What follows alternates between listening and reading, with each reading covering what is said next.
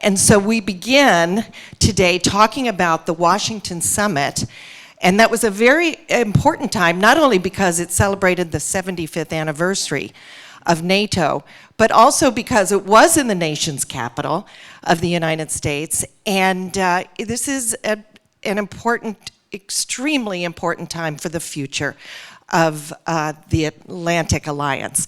So I'd like to begin, first of all, by inviting our esteemed guest, Krisztián, to talk about, since you are a member of NATO, or a part of NATO as a staff person, would you please just give an overview to everyone who might not recall what happened at that summit that was significant to you?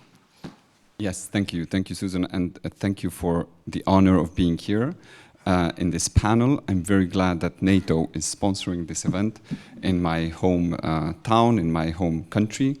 And I apologize for my appearance. I had a wardrobe malfunction. I made the plane, but I left something on the plane, which is my suit jacket. So, but I spoke with the former secretary of the North Atlantic Council, and in that role also the chief protocol of NATO, and she said, this is fine as long as I explain. So thank you for that.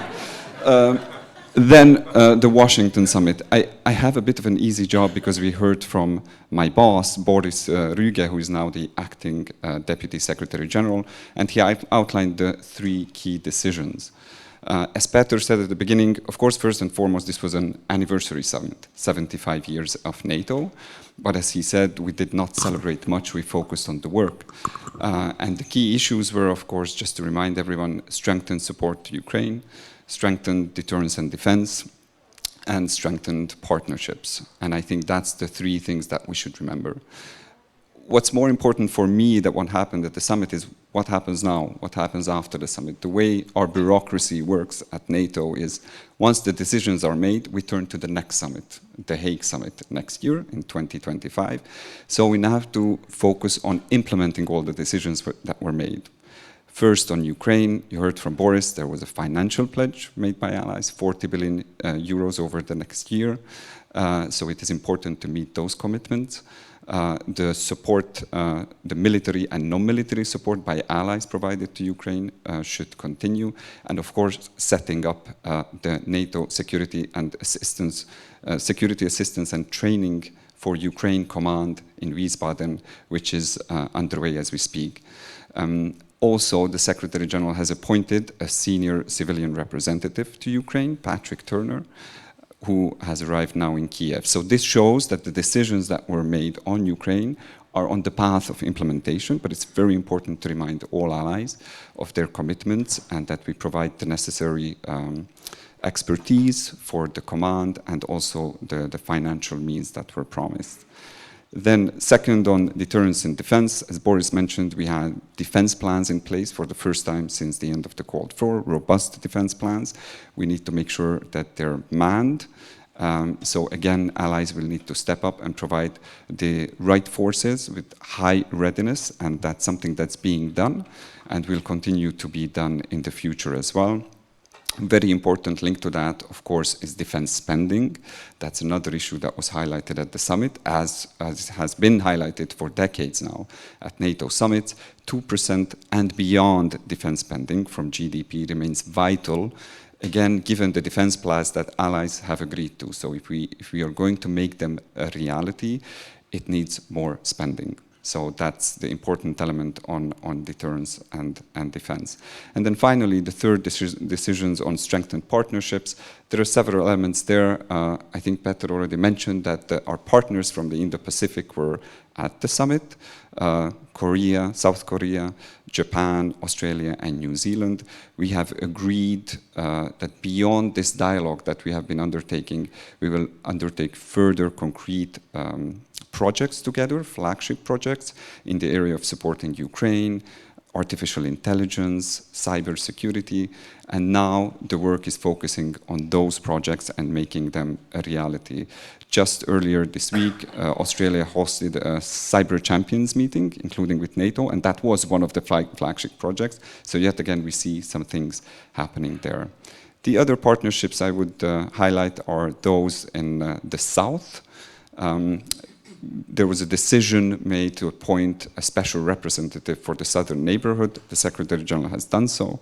Javier Colomina, one of my bosses, is the new special representative, and this expresses the focus that NATO will have on instability in its southern neighborhood, but also strengthen support to partners there so that they can provide for their own security.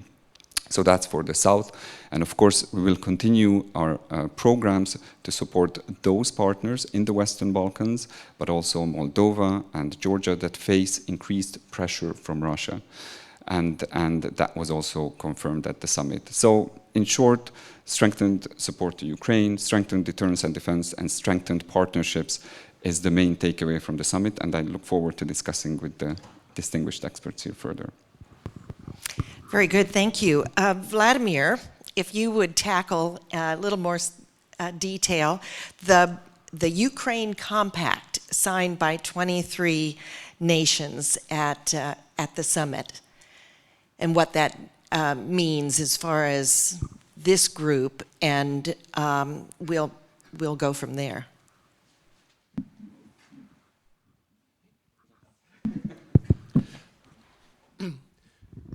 The Ukraine Compact was designed as one of the summit's deliverables as a consolation prize to Ukraine in lieu of a firm commitment to NATO membership on the part of NATO.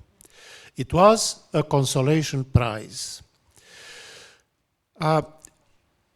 The 23 bilateral security agreements between individual member states of NATO and Ukraine were signed between January and July 2024 in the form of non-binding memoranda of understanding amounting to statements of intent. There are no firm commitments entailed in those documents. The language, which is common to the 23 documents, they follow more or less the same pattern, carefully avoids wording that would imply commitment. They speak about intentions, about plans, about promises, about assurances, but not about guarantees and not about commitments. There is no financial backing assured in those documents. The financial support is assured for the years 2024-2025, not beyond. The flagship among those bilateral agreements is the US-Ukraine Security Agreement, the flagship among the 23. And it explicitly states that any intentions expressed in that document are contingent on congressional funding to back those programs. There is no overarching agreement that would tie together the 23 bilateral agreements as components of one common structure.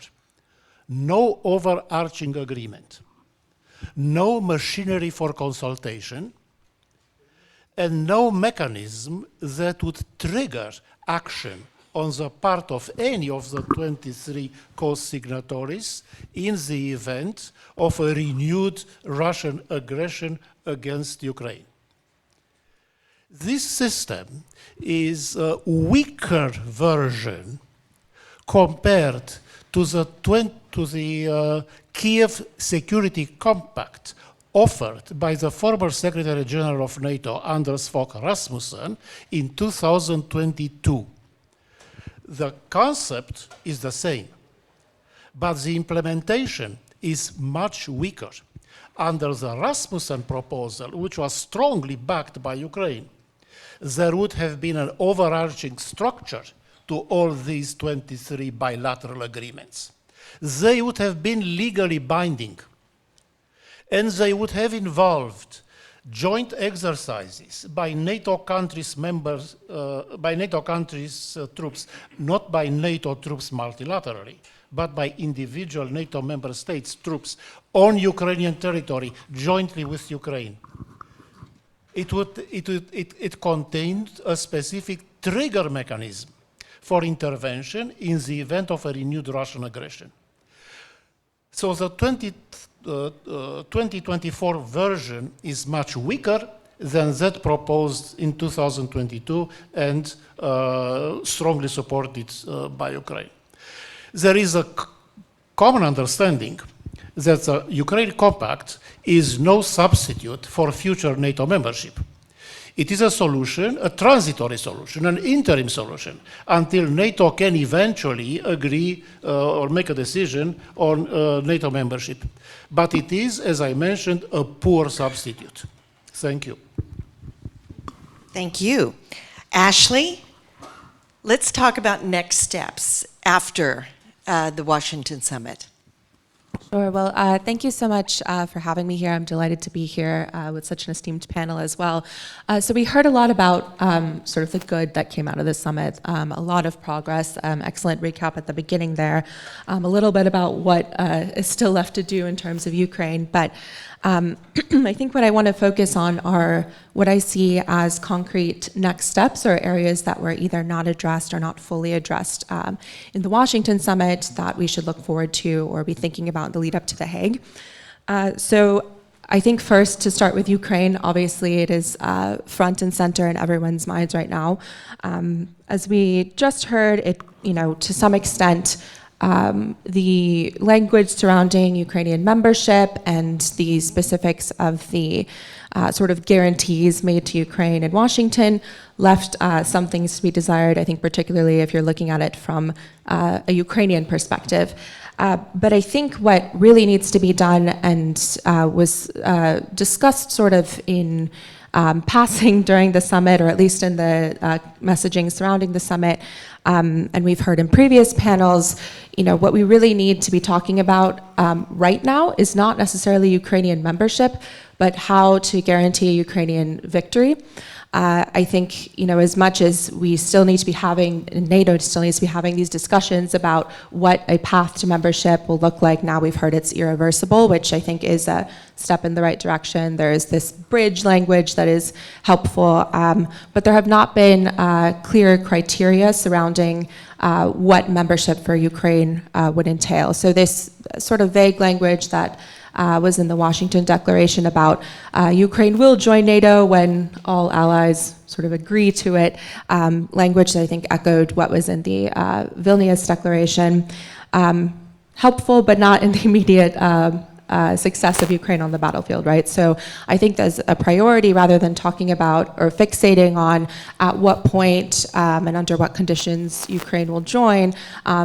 That should be happening in parallel. The first priority should be NATO ensuring that it gives Ukraine what it needs, when it needs it, in enough scale and scope to actually triumph on the battlefield, to get to the point where you can even have a more concrete discussion about what membership looks like. So I think that should be front and center for The Hague.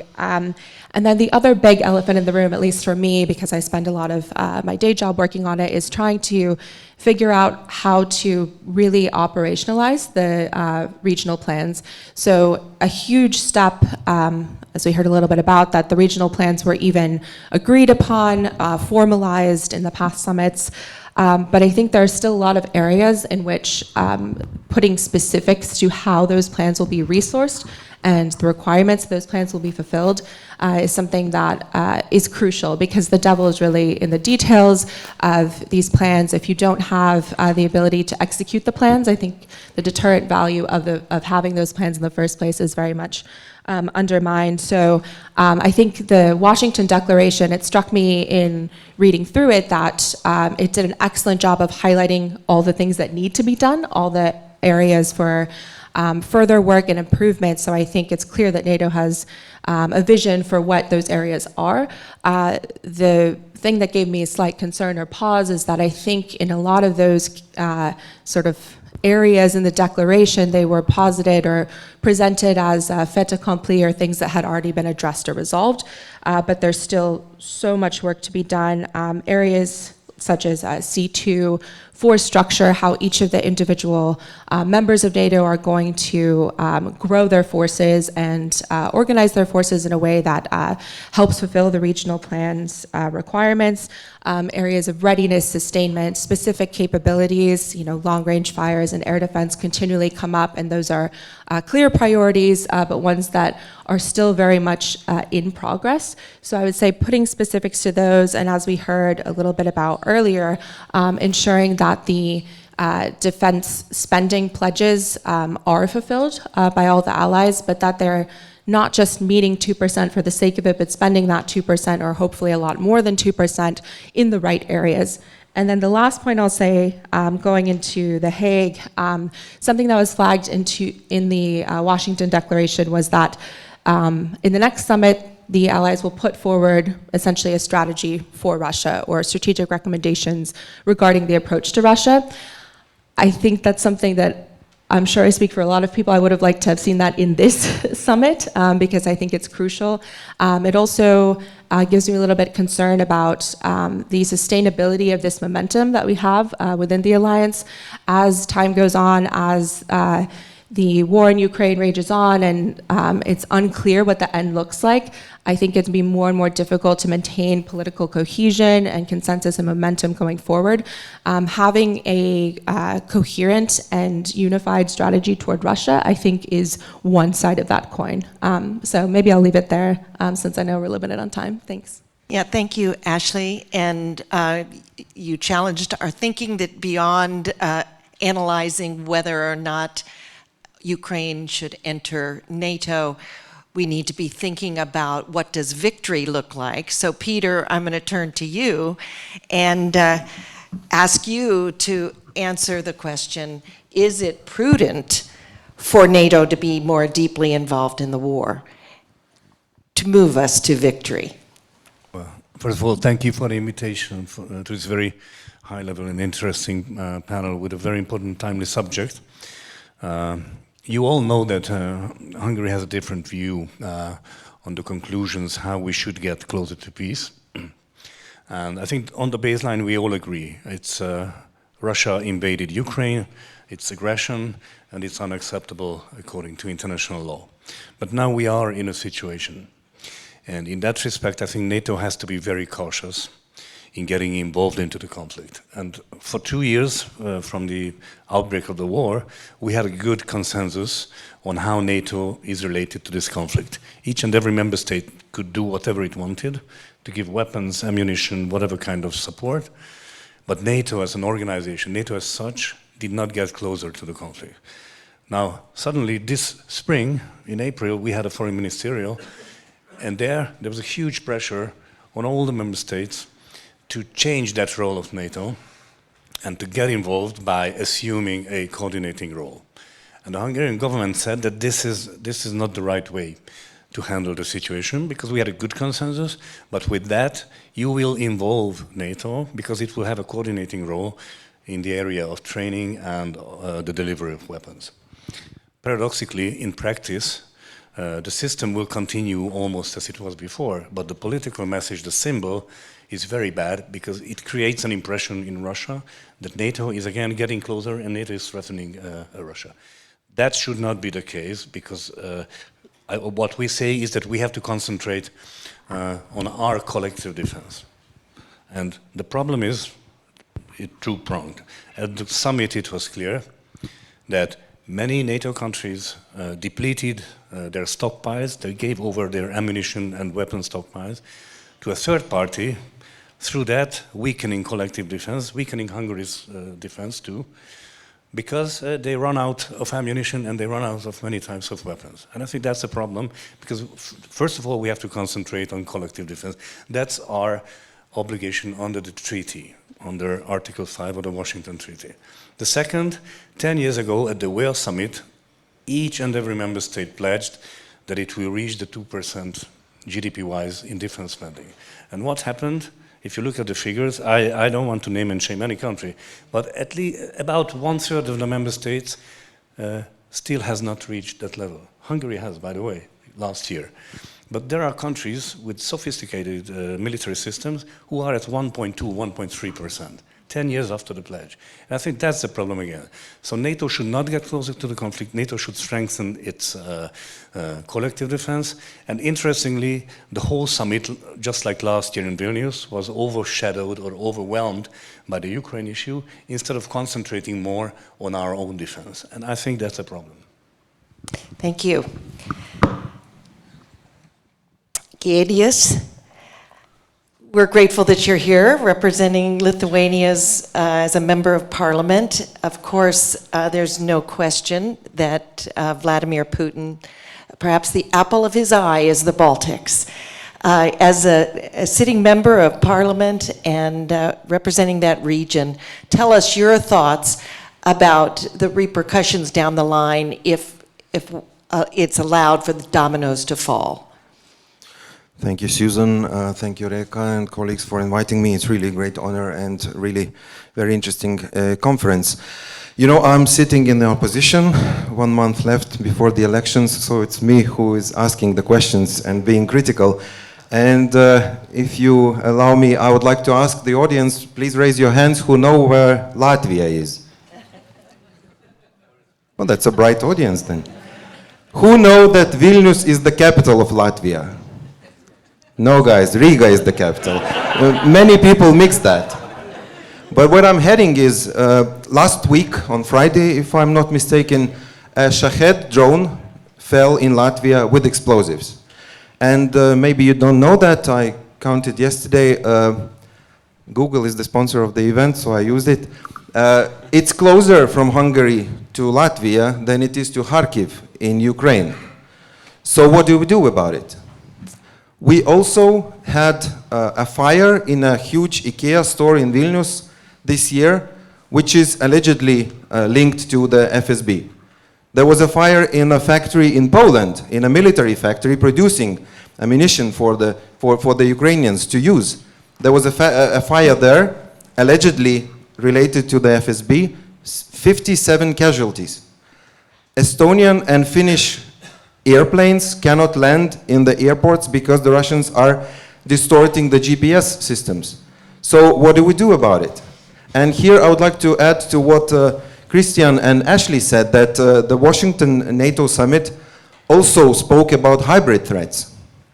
And yes, they listed them all, but they said that next summit we will have something on them. So just like with Russia, just like with the hybrid warfare, we are behind. We are behind, and that raises a question to me: do we have a strategy at all about this whole situation that we are living through? We have, you know, this ghost of let's have peace at any cost. Wandering in Europe, they win elections in France, in Germany. They might win elections outside Europe, and I think that if this happens, then all the Washington declarations, all the Vilnius declarations will be at a huge question. So, you know, yesterday Jan Brzezinski spoke of 5 steps for the strategy to win this war. And some of these steps are known, some of these steps are already implemented. But sometimes I feel like our strategy is not how to win the war. Our strategy is about how not to have the war.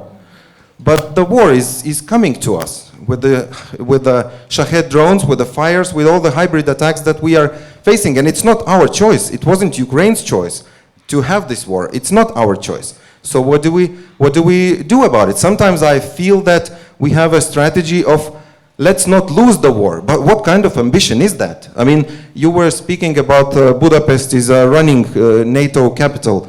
I mean, imagine the slogan, run NATO run. So are we serious?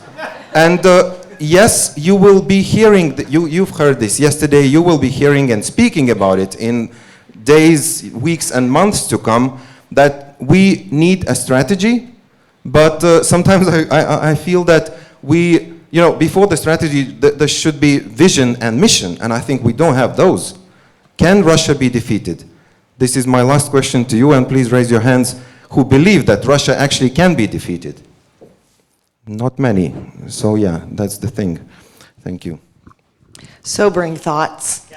Don't forget, we have somewhere, it'll come up in a moment, the QR code. It rotates through, and if you would just grab that with your phone and send us a question, we would love to present it to our wonderful panelists. So I'll start with the first one that came. I'll make it quick. Let's see.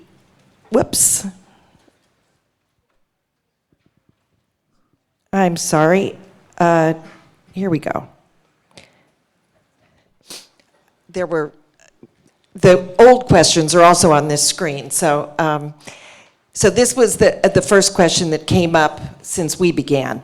How would Trump solve the Ukraine war in a 5-minute phone call with Putin, as he repeatedly claims, and with what conditions?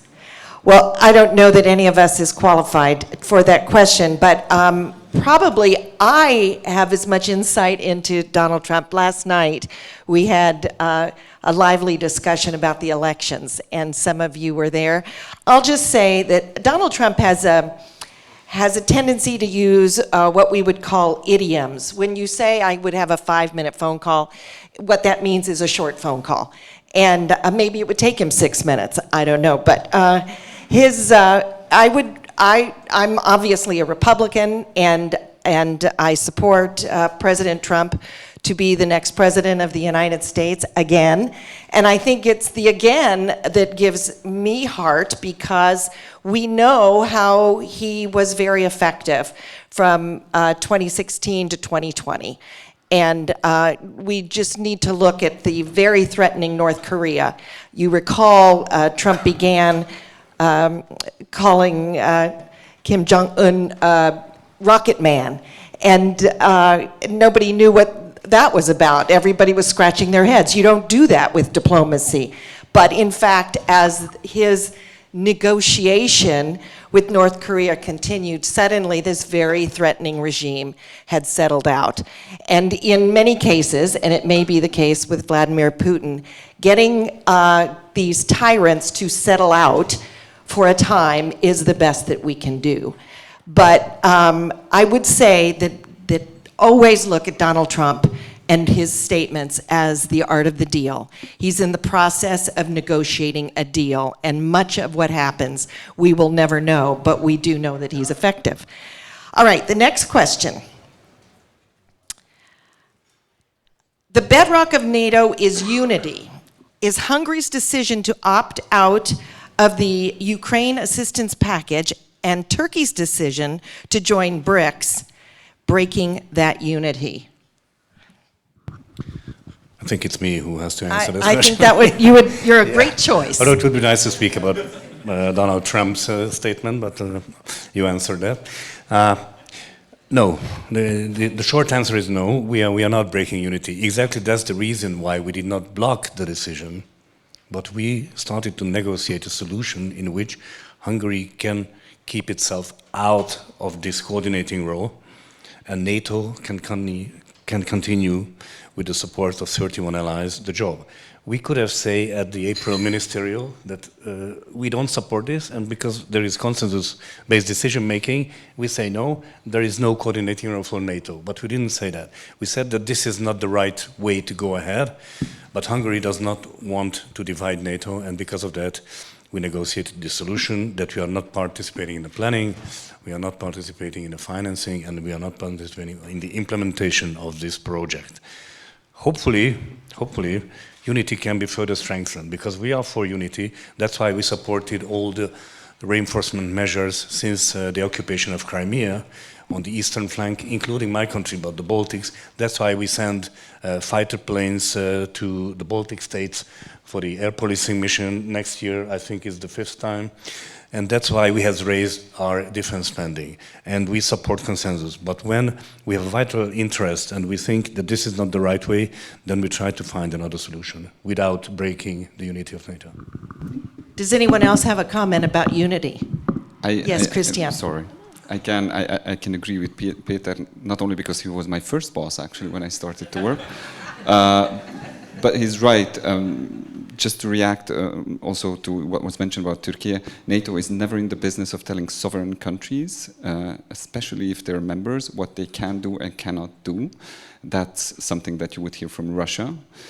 So I agree, unity is key, and if you want to see where the unity lies now, then I invite everyone to read the Washington Declaration, because that's where allies are united, and all the agreements that are there, all 32 allies signed up to. And in that sense, if I can quickly react to the discussion about the irreversible path, which is part of the declaration also, and Ukraine's place is in NATO, all of that you can read in the declaration. I want us all to remember the historical perspective. In 2008, the famous Bucharest summit, when there was a decision made that Georgia and Ukraine will become members of NATO. But the first step for them is to join the membership action plan. There was no consensus on that part, the membership action plan, which is basically a program to help them prepare for membership. And then, as I think Ashley mentioned, the Vilnius summit last year, well, it got rid of that step. So there's no longer the need for Ukraine to pass through the membership action plan. So a two-stage process for joining NATO has become a one-stage process last year. And I think that's important to keep in mind when I hear some perhaps cynical approaches to the words irreversible path and so on. But if you look at this historical perspective, Ukraine is nearing NATO. It is also clear what it has to do, more work on interoperability and reforms, but it's also clear in the declaration that allies will support Ukraine on this journey of becoming a member of NATO. Thank you. Vlad? I would like to address the question as to what Mr. Trump would do were he to be elected. I notice a remarkable consensus between voices from Trump's camp and voices and advisors close to the Biden White House. They are both parties are headed toward the same kind of outcome in Ukraine, namely ceding, not officially, but de facto, ceding the Russian-occupied territories and focusing on reconstruction of what would remain as a rump Ukraine. This is, of course, a prescription for defeat. It would imply that Ukraine has lost substantial territories, lost major economic resources located in the occupied territories, lost millions of Ukrainians either displaced or re-Russified in the Russian-occupied territory, would retain the most precarious access to the Black Sea, and would have to finance the post-war reconstruction costs, because if our side seeks some kind of a ceasefire armistice settlement, if our side seeks it from Russia, it means that Russia will not cover the post-war reconstruction costs. All this amounts to defeat by any definition of the term, and it will be perceived worldwide as a common defeat of Ukraine, Russia, and the European Union. And since this war was framed as part of the struggle between democracy and autocracy, it will redound to the benefit of the latter. Moreover, there will be no such thing as peace, end of the war, post-war situation, political settlement. There will be no such, because we live in the age of hybrid conflict, where there is no clear-cut distinction between war and peace. Wars are not being declared, and peace treaties are no longer concluded. Wars and peace, states of peace, are de facto situations. The same is true of territorial annexations. They are conceded de facto, they take place de facto without international recognition, and the state that performs the annexations, in this case Russia, does not even seek international recognition of its annexations. It is more than content to have the annexations de facto. So on present trends, we are headed on a trajectory for defeat. This trajectory is still reversible, provided Ukraine receives sufficient support. That is why we have to pressure existing political leaderships to agree to provide that support. Russia is weak. It will defeat us and Ukraine together with us from a position of weakness. We have to persuade our political leaderships to seek victory in Ukraine and not defeat. Thank you. Giedrius. Thank you. Actually, nothing more to add to what Vlad just said. But when we speak of consensus, when we speak of common lowest denominator, it's still important to have them ambitious. Let me remind you that Putin, before this full-scale invasion, set an ultimatum to NATO that, look, you remove your armies from the new NATO member states, including Hungary, including Lithuania, and maybe I will not attack. So imagine we set a peace on Putin's terms. We give some territories of Ukraine that he already grabbed to Russia. Where will he stop then? He will not stop, and we all know that here. And we pretend to be happy and not see the elephant in the room. So again, ambition. Thank you.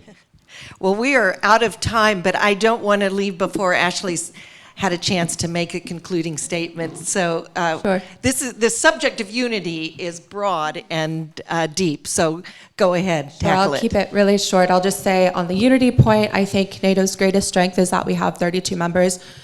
On the flip side, NATO's greatest weakness is that we have 32 members, and so achieving consensus is often very difficult, and we can often be the victims of our own bureaucracy in terms of being able to move quickly enough and with enough decisiveness. So that will always be just inherent in the cake, and we have to work around that. I'll just add one other really quick point about this, hopefully ending on an uplifting note about whether Russia can be defeated, this question that came up earlier. I think it's absolutely unquestionable that if you look at the balance of what NATO can bring to bear and what Russia could bring to bear, Russia can absolutely be defeated. There is no question. I think the question comes in terms of at what cost, and that's where you get back to this unity and political will and political cohesion question, because often there's disagreement over, what is it worth? What are we willing to give? What are we willing to lose in terms of defeating Russia? But just purely on balance and purely as what NATO has to bring to bear, correlation of forces wise and beyond against Russia, I think, yes, Russia is not 10 feet tall and they can definitely be defeated. All right, thank you. And thank you. Let's thank our wonderful panelists who bring so much expertise to the subject. We just don't have enough time, do we? Thank you all.